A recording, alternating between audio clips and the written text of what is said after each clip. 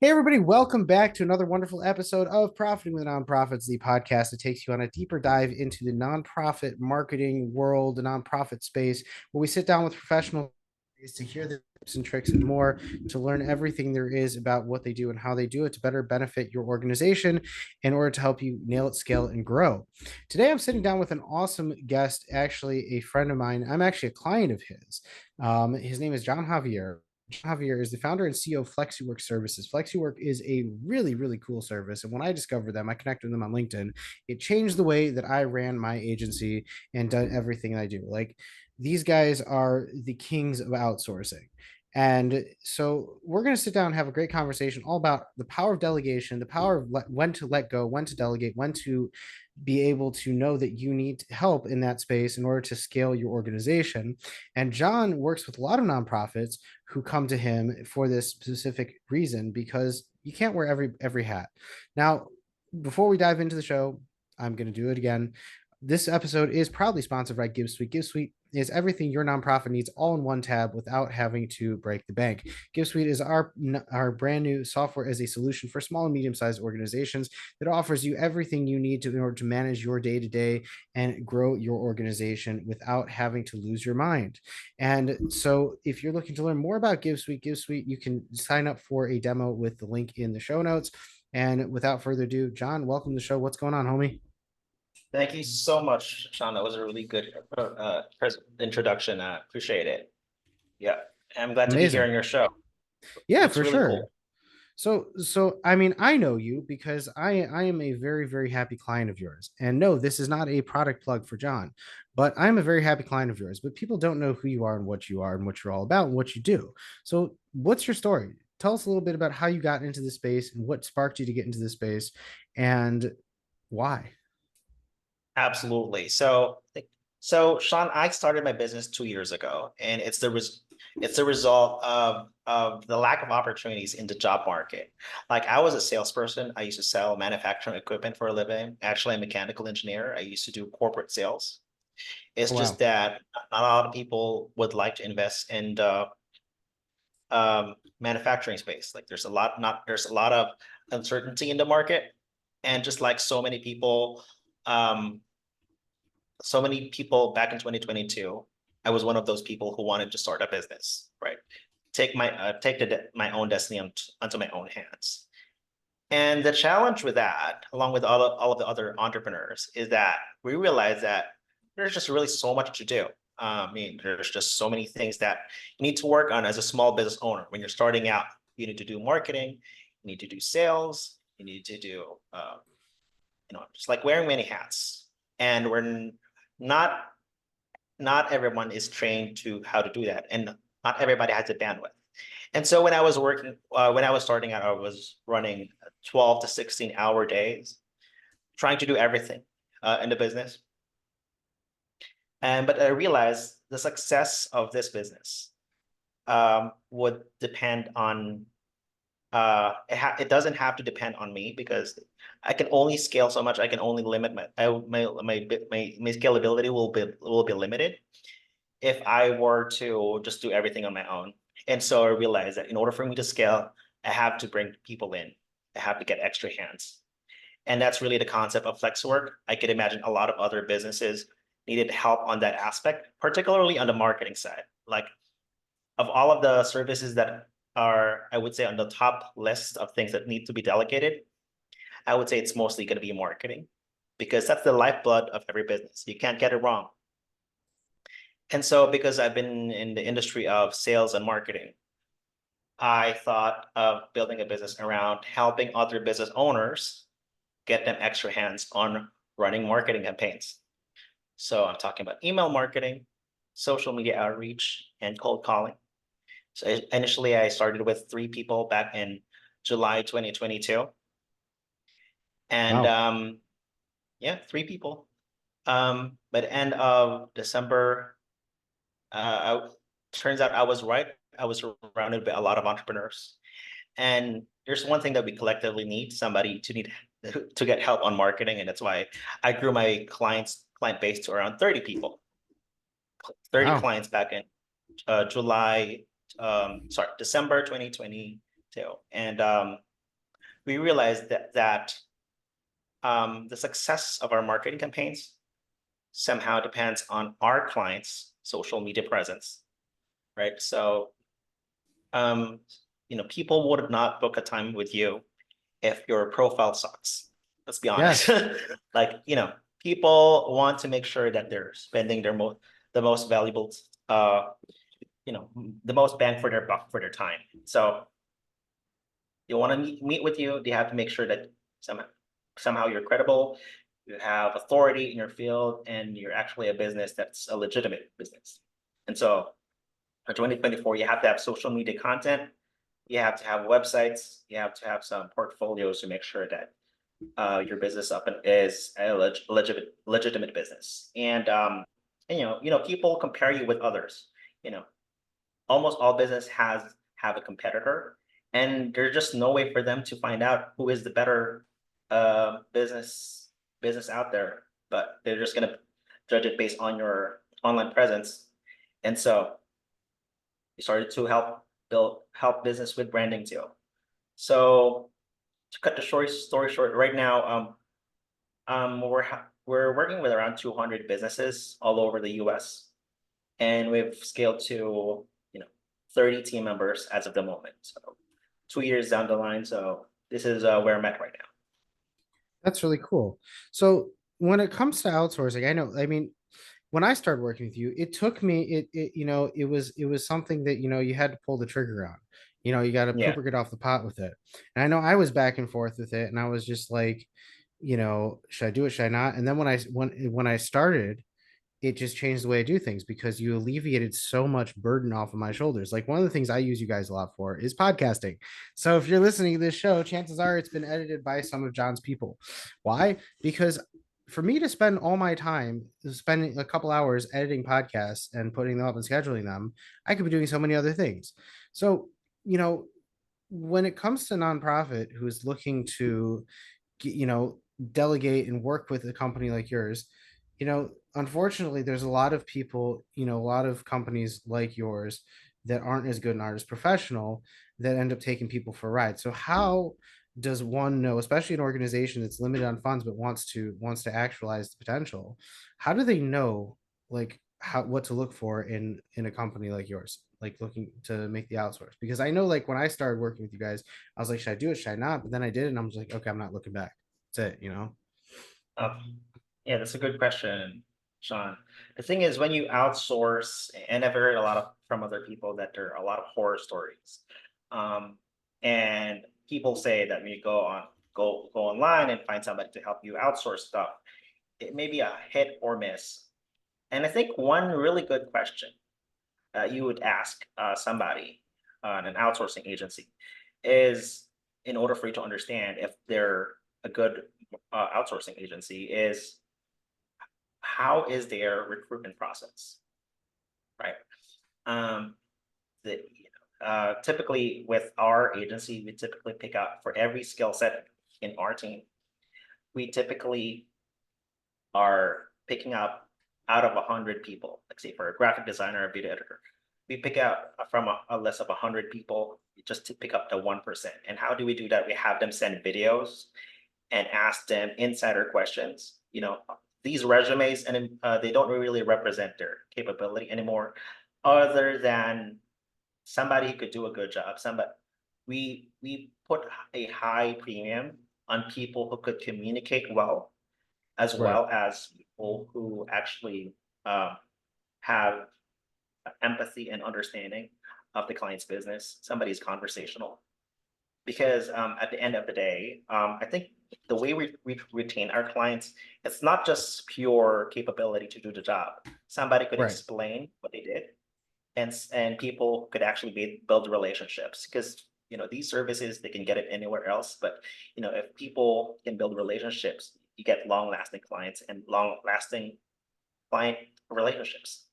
No, for sure. And that's one of the things I like about you guys, is that I'm able to, like, hop on a call with you. I'm able to, like, I can speak to some of your people and be like, we can have a conversation, and I'm able to speak to you in English, and everything makes sense, everything's understood, and like it works. And I feel like that's the biggest thing, is like if you're able to connect and communicate with the people you're working with, your team members, then you're able to get more things done. Absolutely. Yeah, I think the synergy, the relationship building is really important. Communication, making sure we're always on the same page. It's very important for a service-based business. No, for sure. And so, what do you find is one of the biggest things that nonprofits generally would come to you for, and why, and to use? Because I know, like I said, you started this because you were wearing a million hats, you're getting burned out. So all the more so, a small organization that's looking to grow and scale, but doesn't necessarily have their bandwidth to hire somebody in house. What is the most like sought out after thing that you have with people? So the maybe the top two things that most businesses need help with, and also in in the nonprofit space are typically people who need help on social media and administrative tasks. So the thing is that this is the challenge when you're working so much on your nonprofit organization. Um, a lot of them tend to forget about social media. I mean, Mm-hmm. and a business in 2024 should have social media, otherwise you get forgotten, right? People spend 8 hours online average. I don't know, at least in some countries. And so not having social media is a loss, a missed opportunity to get awareness and authority about what you're promoting. And the challenge if start spending so much time on social media, you forget about helping doing the nonprofit work. And so I think what we come up with is as a low entry solution that they typically we can start small. Like a lot of you and other clients typically are a little hesitant, not just on the budget wise, but also if they're able to delegate effectively. A lot of them it's their first time to do it, and they're not sure if it will work out. And so I think our organization allows them to start small and work their way up as they become good in delegating. Because I think delegating is also a skill. It's not for everybody, but every entrepreneur should learn how to delegate in order for them to scale and acquire leadership skills for themselves. No, for sure. For sure, for sure. And I think really the biggest thing is taking that leap, because when it comes to delegating, when it comes to these things, I think a lot of people are just scared to take that leap. I mean, I know a long time ago when I first started delegating, it changed my life, because not just with you guys, but with the rest of my team, is that when you realize that you can relinquish control of things, and you have people that you know and trust working with you, then it makes things so much easier, and you're able to focus your time on what's important for you and how you're able to grow and scale. Like I know with me, for our agency, if I'm not creating content, if I'm not out there doing content, creating content, and being active, like, then we're not going to get any business, because I'm the face, I'm the person that people seeing, people talking to. It's the same thing. A lot of organizations is that like they have one person who's like the name in the face. They got to be out there creating the content, making the moves, making the connections, doing this, that, and the other. And if they're being bogged down by like, so to speak, mundane tasks that aren't really in their wheelhouse, then it's probably becomes a problem. Yeah. So I mean, And I think it's good that you guys have solved that problem, and I think it's really important that a lot of people like work with organizations like you, because it's cost effective and it helps because you end up making more money, you're profiting. absolutely. And even if you don't have a lot of tasks in your business, I think it's absolutely essential for every entrepreneur to learn how to delegate. Something that you're doing every day, an hour or two that you're doing, maybe creating social media content every day. I think even when you're starting out, it's absolutely important to delegate, because delegating takes away the mental space in your brain about the Right. task or the task that you should be doing. Like, the fact that you have delegated a lot of your work, it's like these tasks that you have to do every day. It's like sitting there in your brain rent free. And Yeah. think about 24 hours. It somehow takes away from your creativity and your capability to make better strategic decisions. At the end of the day, you're just overwhelmed because you're thinking about these tasks. So being able to delegate effectively can be a game changer for every entrepreneur.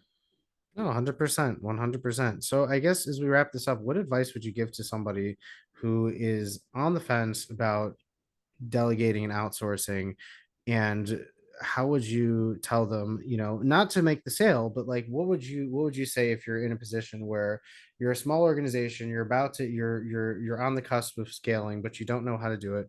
What advice would you give to somebody who's looking to take the next step and outsource? Okay. First, I would recommend them working with an agency who has an experience working with other companies, because if you were to hire somebody yourself, it might be a hit or a miss. And then the learning curve in understanding who is a good talent and who is not, it would take a while. And if you're not prepared, it might hurt your business. So I think first of all, let's try to work with an agency. And once you bring in a team member in, you have to understand and arrange and negotiate your working arrangements. You have to learn how to make sure that everybody's on the same page. You have to align everybody to what your business goals are and get to know them a little bit. Try to understand who they are, who they are as a person, and what motivates them. Because at the end of the day, these people are, people that would help you grow, and you have to get them on board. And that's what I appreciate about you, Sean, is that you appreciate our team members. You enjoy working with them, and you make sure that they're aware that you're making a difference in your business. So I think that's really important. Well, way to go. And John, it's always a pleasure talking to you. You're always so kind. You're always so easy to work with. And I'm happy we finally got you on the show. And like I said, I think everybody should entertain the thought of outsourcing eventually. I was just having this conversation with one of my team members about how some of the ways we end up winning some clients is exactly that, is that we're an agency. To hire you get five people for the price of one, and you get people who know what they're doing. You get people who are skilled, and we're not going to just come in, learn everything from you, and go out and start our own business, because that's, unfortunately, I've seen this. A lot of people had this conversation with a lot of people, is that everybody Yeah. wants to be an entrepreneur. Everybody wants to be an entrepreneur and be the boss and everything like that, but not everybody's good at being the boss. It is really, Yeah. my daughter actually asked me today around the bus. She's like, how do you be a boss?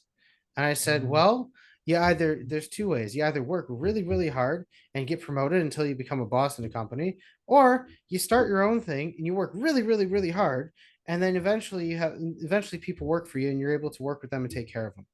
And I was actually just having the same conversation with a friend of mine who was just in my office before we popped on, and he had just switched jobs, and he was working for somebody who was just an absolute terrible human of a boss before, and no appreciation, no nothing, no, like, just absolute terrible working place.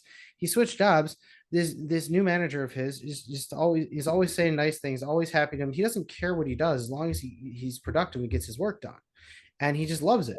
Like, Yeah. he just finished what he's doing. He's able to hop in here and hang out for a minute because he got his quotas in, and that's what it's all about. And so, when you're able to, delegate, when you're able to be able to see and recognize that within people, and really, make sure that people are doing what they're doing and working with the right people, then you win. And that's, like I said, that's how I've gotten a lot of clients, is by saying, we're here to help you. We're not going to go out there and start our own company because we already done it. We don't have to prove anything to anybody. We've already started our own company. The people who work for me are here because they like working for me. They're not going to go out and learn your business and go be an entrepreneur, because that's not for them. Like, I kid you not, the people who work for me, they don't have, they could have their own businesses, but they'd rather work for somebody else, and because they don't like dealing with certain aspects of that side of things. I'll take the hits. That's my job, and that's why I have you to absorb the blows. Absolutely, absolutely. And yeah, I don't think entrepreneurship is for everybody. It takes a lot of will and capability to become patient, because I would say that my as an outsourcing company, like my the biggest my biggest pride and joy is to seeing my team members succeed, but also it can bring me a lot of pain too. And so, if you're not prepared for that, if you're not patient, if you don't, if you're not willing to learn how to motivate and make sure your team members are happy, it might not be as sustainable as you think it is. Well, there you go. Well, John, it was an absolute pleasure getting you on the show. I'm going to drop John's contact information in here as well. John also runs a networking group that I'm going to drop that information in there too. If anybody's interested in joining, it's really, really cool. I have yet to partake in it just because timing wise, it doesn't work out for me, but I'm going to drop that information in the show notes. And for anybody who's looking to connect with John, you can find him on LinkedIn, John Javier. You can visit his website, flexiworkservices.com. And until the next podcast, guys, I will catch you later. Don't forget to like and subscribe to our show because it keeps me going, keeps me making more great episodes for you. Don't forget to like and subscribe to the YouTube channel, Nonprofit Academy. And as always, if you're looking to learn more about GiveSuite, you can sign up today by booking a demo. No, link is in the comments, and I will catch you guys all on the next upload.